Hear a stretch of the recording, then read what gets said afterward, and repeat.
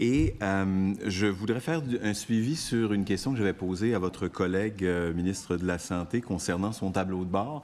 Il y a un indicateur qui vous concerne de plus près, c'est celui des personnes en attente d'un premier service. Lorsque les tableaux de bord ont été publiés, je lui avais posé la question, puis il a dit, vous pouvez la ramener à Mme la ministre des Aînés. Alors, je fais le message pour le ministre Dubé. Plus sérieusement, quand les tableaux de bord ont été lancés, en mai 2022, on avait une liste d'attente pour les personnes en attente d'un premier service de 17 570. Aujourd'hui, les plus récentes données, c'est 17 478. Donc, ça n'a pas varié beaucoup depuis 2 ans. J'aimerais comprendre pourquoi ça n'évolue pas de façon plus positive, alors que lorsqu'on pose des questions sur les sommes dévolues aux soins à domicile, vous semblez nous dire que les réinvestissements sont massifs et que le virage est véritablement en opération. En fait, on est vraiment dans un virage en soutien à domicile et c'est extrêmement complexe. Je veux quand même mentionner, il y a 3 indicateurs qu'on suit dans le tableau de bord. Le premier indicateur, c'est le nombre de personnes qui reçoivent des services de soutien à domicile. Cet élément-là, il est important. Puis, on travaille actuellement, vous avez des résultats à la P12, on a fait des projections pour la P13 et on espère atteindre notre résultat. Donc, les données ne sont pas encore disponibles, là. Les systèmes d'information sont en processus d'amélioration continue. Pour le nombre de personnes en attente d'un premier service, bien, on est dans le vert actuellement. L'année dernière, notre mesure de départ était à 20 562 personnes qui étaient en attente d'un premier service. Notre projection en P13, les résultats, je vais aller avec les chiffres là, à peu près là, que vous nous avez dit pour être sûr qu'on se comprenne. Là. En P12, pour le nombre de personnes en attente d'un premier service, c'est 18 895. Et quand on regarde, donc on a quand même diminué le nombre de personnes qui sont en attente d'un premier service, l'indicateur est dans le vert, c'est bien indiqué même dans le tableau de bord, là. Je pense que si vous avez notre tableau de bord, absolument. vous le voyez, et notre projection va être à 17 456. C'est encore beaucoup, c'est vrai, mais c'est en lien avec l'objectif de départ. Donc, cet objectif, on est en mesure de l'atteindre. Oui. L'autre élément, c'est le nombre d'heures de service, où on dépasse même les heures de service. Notre mesure de départ l'année passée était à 32 millions. En P12, on est à 33 millions d'heures. On va terminer avec 36 millions d'heures. Donc, on donne beaucoup plus d'heures en soutien à domicile. Il ne faut pas oublier que certaines personnes reçoivent des services de soutien à domicile au Québec 7 jours sur 7 et dans certains cas, presque 24 heures sur 24. Alors, c'est clair que plus on va aller dans chez soi, le premier choix absolu, bien, plus on va mettre du monde en soutien à domicile. Mais... Alors, on va avoir l'occasion de le discuter lors de la politique nationale. Oui, on va juste essayer d'équilibrer les temps de parole, si vous permettez. Mais moi, ce que je veux dire, c'est qu'en 2 ans, vous parlez d'une variation périodique positive, mais sur 2 ans, ça ne s'améliore pas en ce qui concerne le premier service. Et si le premier service n'est pas donné, est-ce qu'il n'y a pas un risque, justement, de dégradation de l'état de santé et de l'autonomie qui nous ramène plus proche, en fait, de l'institutionnalisation? Et si on peut favoriser le maintien à domicile avec des services dès qu'on en a besoin? Écoutez, je vais vous répondre vraiment directement avec la méthode. En mettant en place ces tableaux de bord en soutien à domicile, je veux quand même mentionner que les tableaux de bord en soutien à domicile n'étaient pas interactifs. Là, c'est quand même assez nouveau qu'on a des tableaux de bord interactifs. Mais il faut voir aussi qu'au cours de la pandémie, il y avait des équipes de services de soutien à domicile qui allaient faire de la vaccination à domicile et ça rentrait comme un premier service. On ne fait plus ça maintenant, vous comprenez? Ce n'est pas ça l'esprit des services de soutien à domicile. Donc, les équipes ont dû revenir à leur cadre de pratique en soutien à domicile. Alors, ça explique, là, peut-être, je dirais, la différence au niveau des usagers, mais on est vraiment au rendez-vous pour continuer d'augmenter. Oui. Et c'est très important, puis il faut exclure la période 20, 21, 21, 22, Parce que je vous dis, il y avait des prélèvements sanguins en soutien à domicile, il y avait de la Mais là, vaccination. on n'est pas du tout là. On parle de fait plus 22, on parle du printemps 22, mais Oui. je veux juste préciser. Dans le plan stratégique, puis il faut que le plan stratégique serve à quelque chose. Là, on a l'étude de crédit pour savoir quelle est la performance du réseau, notamment pour les soins aux aînés. Et ce qu'on dit, ce qu'on voit, c'est l'objectif, c'était d'arriver à, grosso modo, 17 500 personnes en attente. On est à 18 000, vous avez parlé de 18 937, c'est ça? Donc, on a coupé de moitié à peu près par rapport... En fait, on atteint la moitié de l'objectif pour cette année.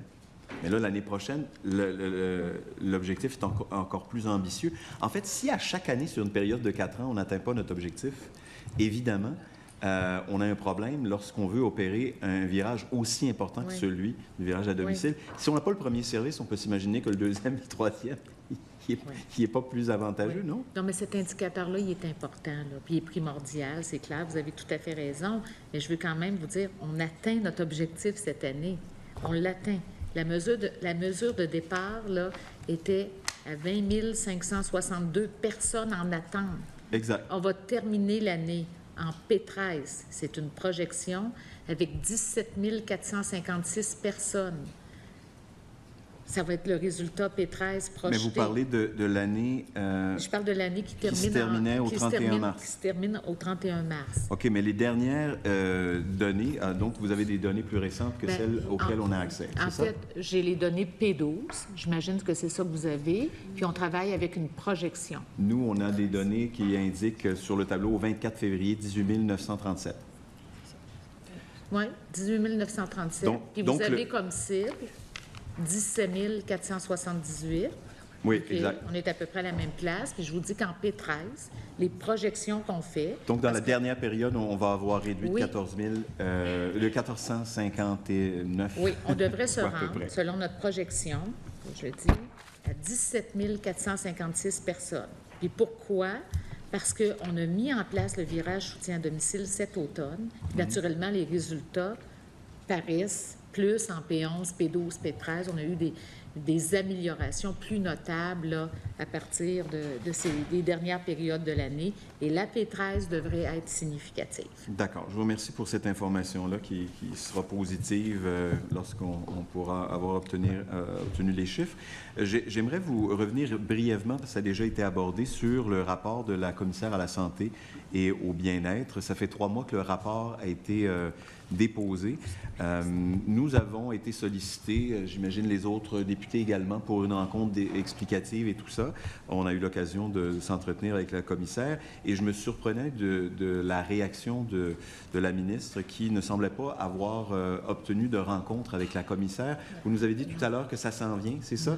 Parce que, mais sincèrement, là, je ne dis pas ça pour vous narguer, c'est que le rapport est fondamental et il suit de 2 ans le rapport de la vérificatrice générale qui nous dit on planifie mal sur le plan budgétaire, on va frapper un mur. La commissaire a un rapport en 3 tomes qui nous dit le mur, là, il s'en vient, c'est dramatique. Et je me dis, la ministre, moi, il me semble que ce serait la première à sauter sur le rapport à pieds joints pour dire les 16 recommandations, comment on peut les mettre en œuvre. Quel est votre plan? Bien, premièrement, j'ai eu l'occasion de rencontrer à quelques reprises là, la commissaire santé-bien-être. Naturellement, je ne l'ai pas rencontrée avec les députés de l'opposition, mais j'ai eu l'occasion de la rencontrer à plusieurs reprises, notamment encore la semaine dernière. Donc, puis ainsi que les équipes ministérielles là, qui travaillent en étroite collaboration avec les équipes de la commissaire. Donc, c'est vraiment important. Je vous rappelle qu'on a mandaté la commissaire. Donc, le rapport, on va le considérer, mais je veux aussi quand même vous mentionner, le rapport a été produit le 27 ou 28 janvier. Alors, bien, écoutez, il faut prendre le temps. Déposé le 23 janvier. Oui, d'accord, mais il faut quand même prendre le temps. Là, vous savez, vous avez de l'expérience, là. Quand un rapport est produit par une instance, le plan d'action n'arrive pas 2 semaines plus tard, 3 semaines plus tard. On est en train d'examiner ça. Les recommandations sont extrêmement importantes. Je salue les travaux qu'elle a faits. Je vais revenir avec une priorisation des actions qu'on va mettre en place. Parce que vous savez, comme ministre, je reçois des rapports de différentes instances, de commissaires, de différents experts. Mon rôle comme ministre, c'est de choisir les éléments qui sont le plus pertinents et de les mettre en action. Alors ça, On ne peut pas faire ça sur un coin de table. Je salue les travaux de la commissaire. Je pense qu'il y a un travail extrêmement important. Ça demeure des grandes orientations. Mon rôle, c'est de traduire ça en action. Alors, c'est ce qu'on est en train de faire. Traduire ça en action, ça veut dire aussi regarder les ressources dont on va disposer. Alors, ressources financières, ressources humaines, ça veut dire revoir les façons de faire. C'est pas un travail là, qu'on peut faire. La commissaire à Santé Bien-être a pris quand même plusieurs mois pour faire ses rapports. Il faut qu'on se garde le temps, avec nos équipes, de faire un plan d'action qui est cohérent, qu'on va être capable vraiment d'amener à bon terme. Vous reconnaîtrez, Madame la ministre, qu'il y a urgence d'agir dans la mesure où, oui, il faut un plan d'action, puis je sais qu'il faut faire les choses dans l'ordre. Mais c'est que le rapport indique notamment que dans les soins à domicile, par exemple, c'est 84 des usagers, mais qui ne bénéficient que de 38 des ressources dévolues aux personnes aînées. Puis, évidemment, c'est l'inverse pour les gens qui sont institutionnalisés, là, les 16 qui reçoivent 62 si j'ai bien noté, des investissements. Donc, il y a un virage là, qui doit être fait de façon extrêmement importante. Et puis, ça m'amène à poser la question sur les places en hébergement, parce qu'on a encore besoin de places en hébergement. On indique à la réponse à la question qu'on a posée sur le nombre de places nouvellement créées au cours de la dernière année, 1176 places en maison des aînés. Il y a encore 3723 personnes en attente. Et puis, ma question, c'est est-ce qu'on a une planification pour s'assurer qu'on puisse soit offrir des soins à domicile, soit offrir des places en hébergement par rapport au mur dont je parlais tout à l'heure, qui arrive pour 2040 à hauteur de 42 000 places nécessaires si on ne change pas de cap complètement? Alors, écoutez, c'est clair qu'on est en train d'examiner tout ça. Donc, avec le vieillissement de la population, on va avoir besoin d'hébergement parce que des personnes qui sont malades, qui ont besoin d'avoir des soins de longue durée. C'est important, c'est là pour rester. Les maisons des aînés vont répondre à ça. Puis, il y aura d'autres projets aussi à ce niveau-là. Maintenant, il y a aussi le soutien à domicile. Pour moi, ces deux priorités ne sont pas en compétition les unes des autres. Je veux quand même aussi vous dire que la commissaire Santé Bien-être a travaillé notamment avec HEC Montréal, en lien avec une méthodologie, justement. La chaire de recherche, Jacques Parizeau, exactement. Mais c'est les chiffres que je citais, justement, les 42 500 places. Bien, on les a, ces chiffres-là aussi, puis on travaille là-dessus. Mais vous savez qu'au rythme où on crée des places, ça prendrait 36 ans pour les obtenir. Alors, moi, ma question, c'est, si on ne se donne pas 36 ans pour arriver aux 42 500, combien de places on pense créer d'ici 2040 par rapport au transfert en soins à domicile? Est-ce qu'on a un plan pour éviter de devoir créer des places? Bien, premièrement, on est en train de prendre le portrait du vieillissement de la population, de la démographie, puis d'examiner les projets. On va utiliser plusieurs méthodes, notamment celle de HEC Montréal. Puis là, je voudrais quand même vous dire, on ne peut pas faire une règle de 3 en disant, voici ce qu'on regarde aujourd'hui, puis en 2040, on va avoir besoin de 40 000 places de plus, puis on va avoir besoin autant, puis là, bien, ça va être la faillite totale, toute la société va s'effondrer. Alors, on n'est pas du tout là-dedans, là. On est en 2041, on s'enligne vers ça, on va planifier les services, on a besoin d'hébergement, on a besoin de soutien à domicile. On va utiliser, on travaille déjà là, avec les équipes de la commissaire Santé et Bien-être qui font un travail extraordinaire, mais aussi avec HEC Montréal, qui ont développé un modèle fort intéressant. Mais je veux quand même dire qu'il n'y a pas juste cette chaire de recherche qui a développé un modèle intéressant en termes de planification de services. Il y a d'autres experts. On va examiner tout ça. Parfait. Puis, on ne sera pas à 40 000 places d'hébergement en 2041. Si vous voulez bien, il reste 5 minutes. Je vais poser des questions courtes. J'aimerais des réponses courtes, si vous le voulez bien, Madame la ministre, parce que j'ai plusieurs thèmes à aborder rapidement. On parle des niveaux de soins alternatifs là, qui sont en cause dans l'engorgement des urgences. On veut baisser de 11,59 de l'occupation des lits d'hôpitaux à 8 Est-ce que vous avez un rôle à jouer? Quel est votre plan de match à cet égard? Bien oui, tout à fait.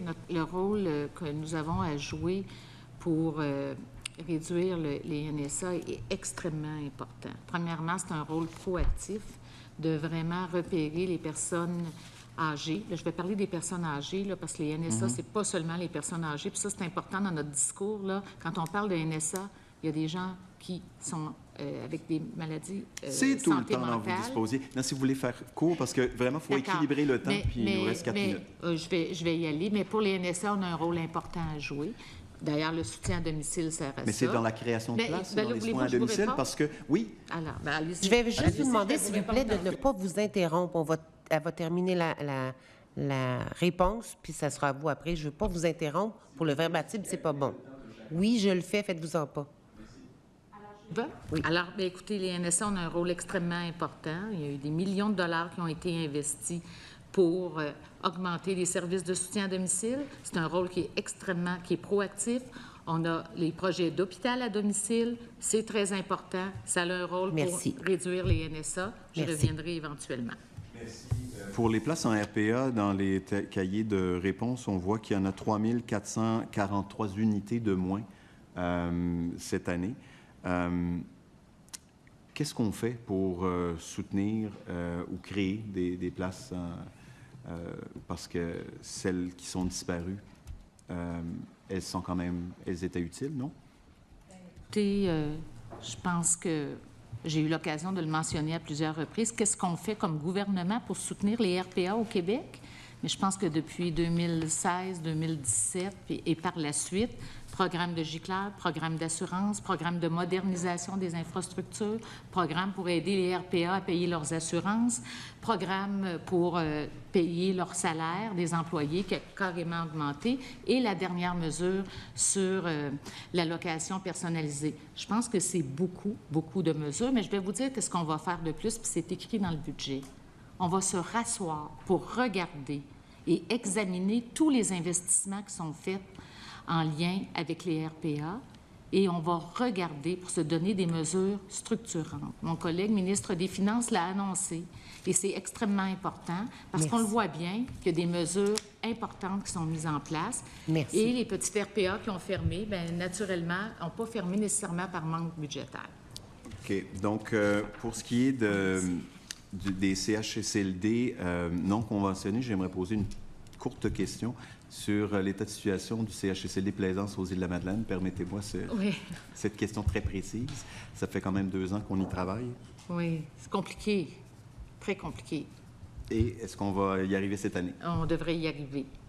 Avec un modèle de prise en charge par le CHSLD? Oui. Par le CIS? Bien, écoutez, il y a 2 composantes, vous connaissez bien, là, c'est dans votre, naturellement, dans votre circonscription, l'endroit où vous vivez. Plaisance, il y a un volet RPA, il y a un volet CHSLD. L'intention, c'est que le CIS prenne le volet CHSLD. Puis, donc, on est en train de faire ces travaux-là. Il y a eu différents éléments, je ne vais pas rentrer dans le détail ici, en lien avec les conseils d'administration. Il y a des discussions qui sont en cours. Le sous-ministre adjoint et ses équipes est en contact direct. On veut régler cette situation-là. 2024? Pardon? En 2024? On veut régler cette situation le plus rapidement possible. Maintenant, il y a des enjeux financiers, il y a des responsabilités aussi au niveau des administrateurs. Puis ça, je pense que c'est important aussi que de part et d'autre, bien, ils puissent avoir, que les gens puissent assumer leurs responsabilités. Les établissements privés conventionnés nous ont fait valoir que les montants qui leur sont dévolus pour les salaires, c'est calculé sur le salaire moyen, ça ne prend pas en compte les salaires réels.